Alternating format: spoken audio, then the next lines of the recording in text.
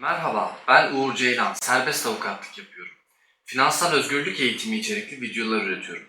Bugünkü videomuzun konusu konut fiyatları ne olacak? Son dönemlerde çok hızlı bir şekilde artan konut fiyatları artık düşüşe mi geçiyor? Bu videoda bunun cevabını vereceğim. Şimdi öncelikle ekrana bir grafik yansıtacağım. Bu grafik ekranın bir köşesinde kalmaya devam etsin. Biz de bu grafiği yorumlayalım. Konut fiyatlarının artmasının birinci sebebi İnşaat maliyetlerinin artması, tarla fiyatlarının artması, demir fiyatlarının artması, çimento fiyatlarının artması. Bunların hepsi konut fiyatlarının artmasına sebep olur. Konut fiyatlarının artmasının ikinci sebebi ise ülkede konuta olan ihtiyacın artması. Yani genç nüfusun fazla olması. Ülkenin hızlı bir şekilde kontrollü ya da kontrolsüz göç alması.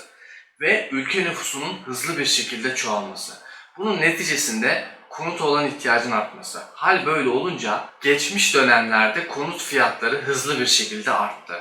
Şimdi finansta arkadaşlar bildiğiniz bir kural var. Bu kural ne biliyor musunuz? Konut fiyatları çok hızlı arttı ya. Şimdi orada bir düzeltme yapması lazım. Yani dinlenme diyoruz biz. Aslında konut fiyatları çok hızlı arttığı için burada bir düzeltme yapması gerekir. Bu çok sağlıklı bir durumdur. Yani çok hızlı koşarsanız siz çok yorulursunuz. Spor yapmak gibi düşünün.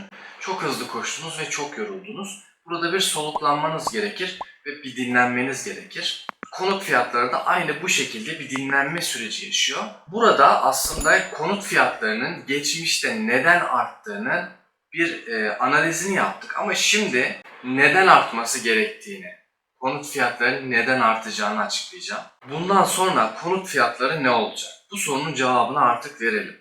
Şimdi gördüğünüz üzere grafiğimizde konut fiyatları 140 dolara doğru bir pik yapmış şu an. Ama 125 dolar seviyelerine düşmüş ve buralarda seyrediyor artık. Bakın şimdi her şey aslında grafiktir. Borsada alım satım yaparken grafikten yararlanırsın. Kripto para sektöründe belli direnç ve destek noktaları vardır. Aynı şekilde pamuk alımı satımında yine grafikler vardır. Destek ve direnç noktaları vardır.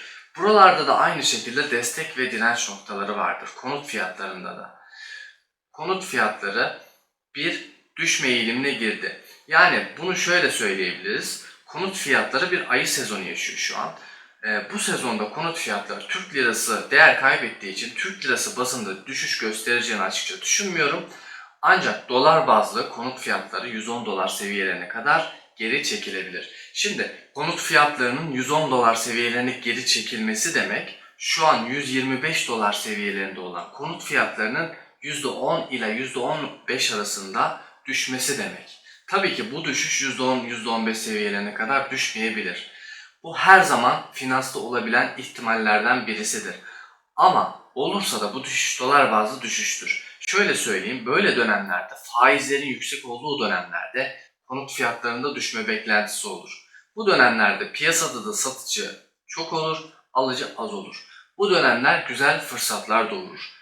Bu dönemler konuta ihtiyacı olanların alma dönemleridir. Eğer ikinci, üçüncü evi alacaksanız fiyatların belki biraz daha düşmesini bekleyebilirsiniz. Ama dediğim gibi fiyatların daha düşmeme durumda olabilir. Bunun sebebini de şöyle açıklayabilirim. Sadece Türk lirası enflasyonu yok arkadaşlar. Dolar enflasyonu da var. Doların enflasyonu da olduğu için konut fiyatları beklediğimiz destek noktalarına kadar çekilmeyebilir. Yani biz diyoruz ki 110 dolar seviyeleri bir destek noktasıdır. Ama doların enflasyonu olduğu için bu destek noktasına ulaşmayabilir. Burada 120 dolar seviyelerine yeniden kalkışabilir. Bu dönemde konut yatırımı yapmak tamamen sizin risk algınıza, parayı yönetmenize göre değişen bir durumdur. Kesinlikle dediklerim yatırım tavsiyesi de değildir arkadaşlar. Bu arada burada dikkat etmemiz gereken bir husus, eğer ki konut ihtiyacınız varsa tam alınması gereken dönemler olduğunu düşünüyorum.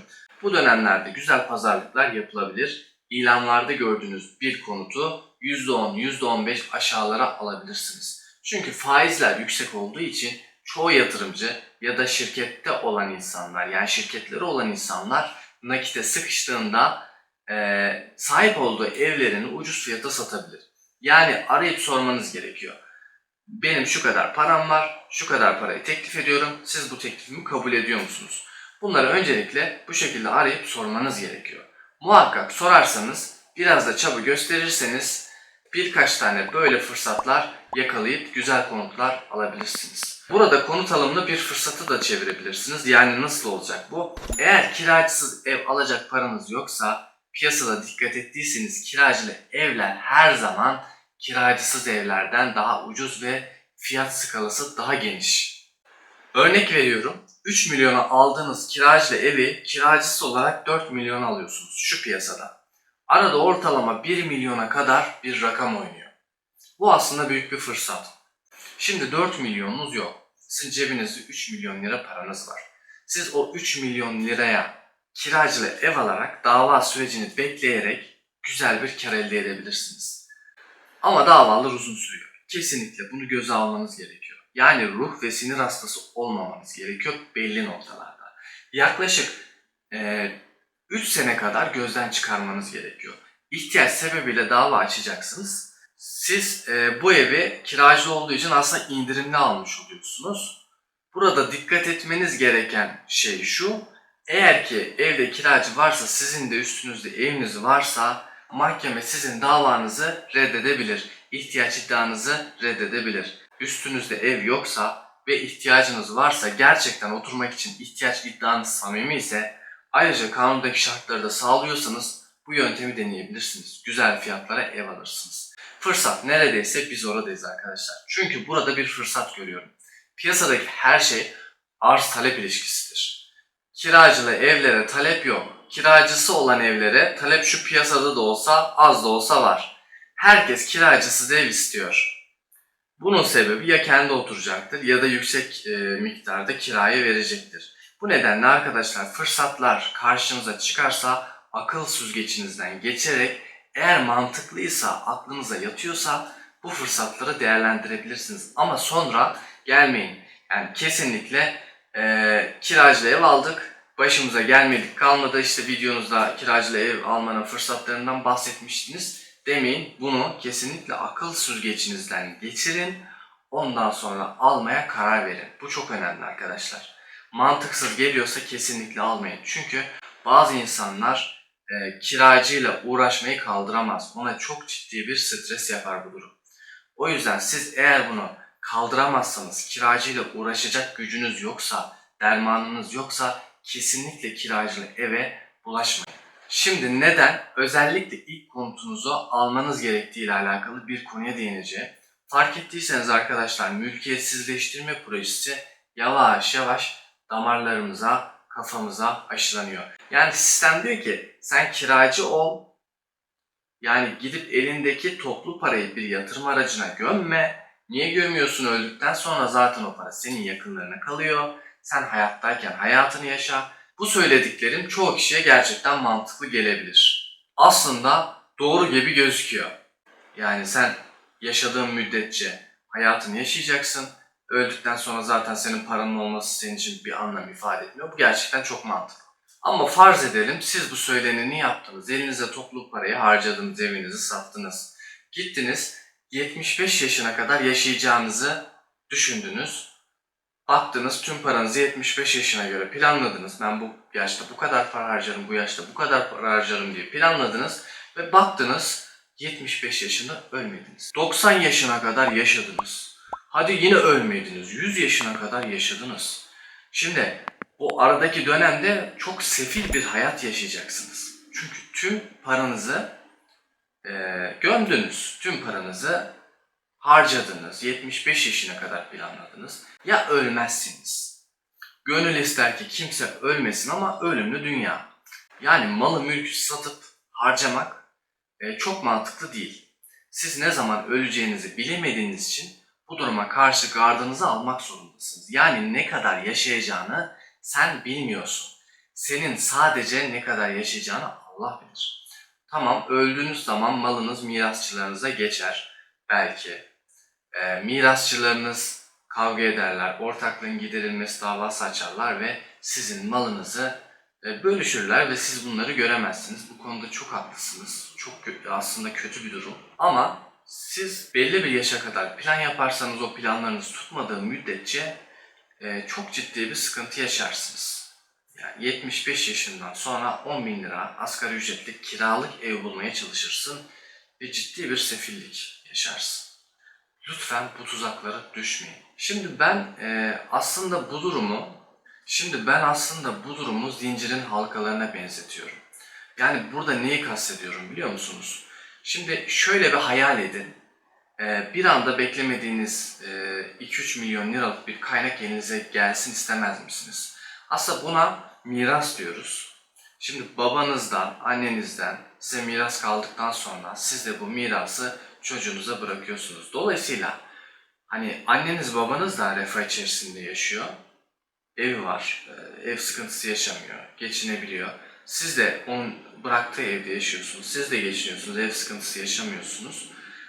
Ama siz eğer bu skalayı bozarsanız belki de refah içerisinde yaşarsınız. Güzel bir yaşam, her şey beklediğiniz gibi olur. Beklediğiniz vadede ölürsünüz ama çocuklarınız ciddi anlamda bir sefalet ve sıkıntı yaşar. Ve siz mutlu belki yaşarsınız ama çocuklarınız mutlu olamaz. Ve bu şekilde sistemin kölesi olmak zorunda kalırlar. Şimdi konut fiyatlarına tekrar dönelim. Şu an 125 dolar olan konut fiyatlarının şöyle 110 dolar seviyelerine kadar geri çekilmesini bekleyebilirsiniz. Ama oradan sonra tekrar yukarı doğru bir ivmelenmesi gerekir. Çünkü dolar enflasyonu var. Yani yapmış olduğunuz yatırım artacak arkadaşlar.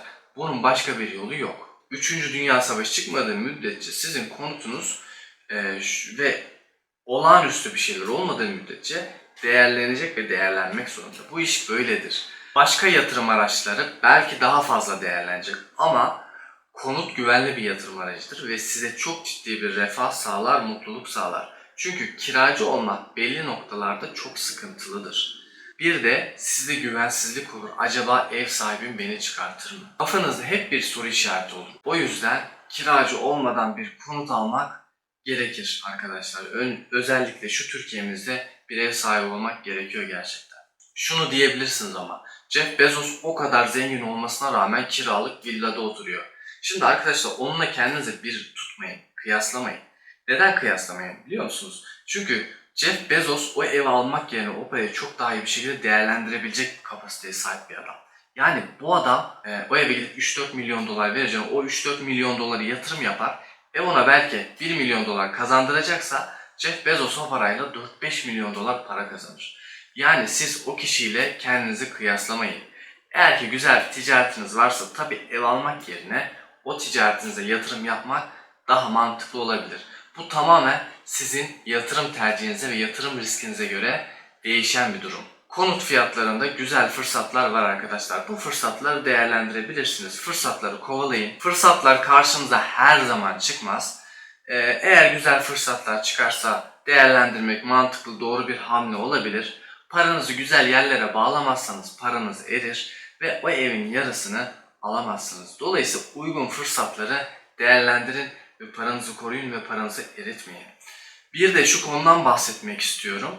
Konut fiyatlarının %10-15 çekilebilme ihtimalinden bahsettik. Ama bu %10-15 çekilme ihtimali nerede olacak? Yani şimdi bu %10-15 çekilme nerede olabilir?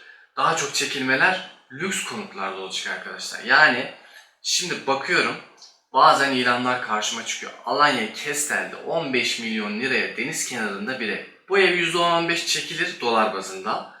Bu evin değeri belki ilerleyen zamanlarda dolar bazında şimdi %10-15 çekildiğinde eğer dolar da aynı fiyatta kalırsa Türkiye'de 12 milyon liraya kadar düşebilir. Ama sizin alacağınız 1,5-2 milyon liralık bandında evler bu kadar çekilmez arkadaşlar. Çünkü zaten sizin evler ucuz evler. Yani sizin ev en fazla %5 çekilir.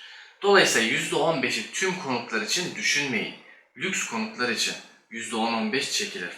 Ama sizin konutlar bu kadar çekilmeyebilir. Çünkü zaten aldığınız bu konutlar lüks olmayan konutlar ve fiyatları daha uygun konutlar. Fiyatların artacağı zaman bunu prove ettik arkadaşlar geçen dönemlerde çok hızlı bir şekilde artıyor. Yani böyle dönemlerde çok düşmesini beklersiniz. Düşmez, bir anda artar. Bu sefer alamaz hale gelirsiniz. Yani belli fırsatları kovalayın. Fiyatı makul ise güzel fırsat bulduysanız daha da düşecek deyip elinizdeki fırsatı da kaçırmayın. Çünkü bazı insanlar bu fırsatları çok güzel değerlendiriyor ve güzel yerlerden güzel fiyatlarla yerler alıyorlar. İleride de çok daha zengin oluyorlar. Bu iş böyle arkadaşlar. Fırsatları değerlendirin, fırsatları kaçırmayın. Bu şekilde paranızı koruyun, yatırım yapın. Şimdi şunu diyebilirsiniz. 1,5-2 milyon liraya konutum kaldı. Şimdi sarı sitelere girin arkadaşlar. Orada reklam olmasın diye sarı siteler diyorum. Orada Kırıkkale'de 500-600 bin liraya bile konutlar var. Yani 1,5-2 milyon lira iyi bir para. Küçümsenecek bir para değil.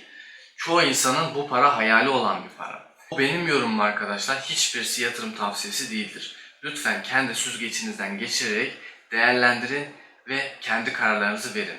Umarım faydalı bir video olmuştur. Lütfen kanalımı beğenmeyi ve kanalıma abone olmayı unutmayın. Hoşça kalın arkadaşlar. Kendinize çok iyi bakın.